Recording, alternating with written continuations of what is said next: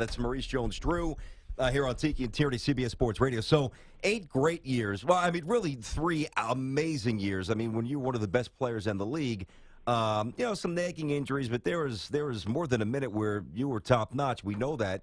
But before we get to your old team, the Jags, the Bills, you're working with this London game. You're doing some extensive work for them. And from a distance, reading tweets, reading quotes, it seems like within the locker room, it's not going too well for Rex Ryan in year one, which is a surprise because to me, everybody loves playing for Rex. It doesn't feel good early. What's happening with Rex's team? Well, you know what? I really think Rex is always a guy who's won early, right? He comes in and they win 10 games. They kind of come out there, and these players expect that. What they fail to realize, they have a tough schedule. And they stumbled early on this season, and then, their defense has been playing well in spurts, then the offense will play well, and sometimes one side of the ball takes the seat to turn the ball over or give up touchdowns, and so they're trying to get that camaraderie and that consistency again, hearing the same message. Obviously, when you have Tyrod Taylor, a player who comes from the backup role, and Joe Flacco knows what it takes to win a championship, he's out here playing lights out, and then he gets hurt. Now you're playing the Bengals, and to be honest with you, they played a really good game. I mean, Cincinnati's just on fire right now, and so they're just running into some hot teams, and they have a tough schedule, and that's part of the deal. I think with Rex, though, he'll get those guys back on track, and once they start winning again, and we know how this league is, once you start winning, everything else that happened doesn't matter. Yeah, now, MJD, you work for the NFL Network, so you're sort of an insider, and we know that we're pushing London for the NFL, and the coverage obviously starts this Sunday at 9:30 a.m. It's live on Yahoo across all of their digital devices and services, et cetera, et cetera, et cetera. You can get the apps. Do you think this London experiment, this overseas experiment, is going to work? Well, I think it's nice for players to be able to go and see these things. Like me, I came from Antioch, California. And if you don't know about Antioch, when I was there, it was probably about 10,000 people. It's a small town, 30 minutes east of Oakland. It's the East Bay, baby. I know where it is. Come on, MJD. Okay, I just making sure.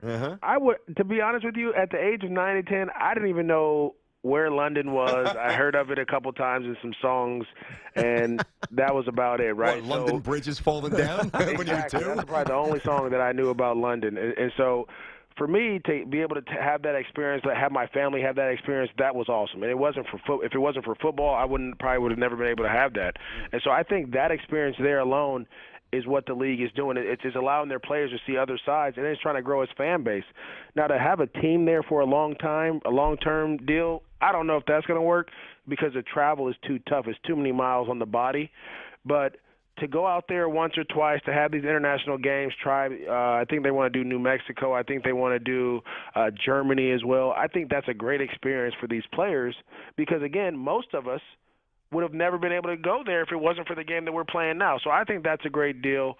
I think streaming this live on the internet so the world can see. Yeah, I think that's amazing because again, we're a United States game, right? We're an American football game, and so we're not like soccer where the world plays and have the World Cup and things like that. We're not part of the Olympics.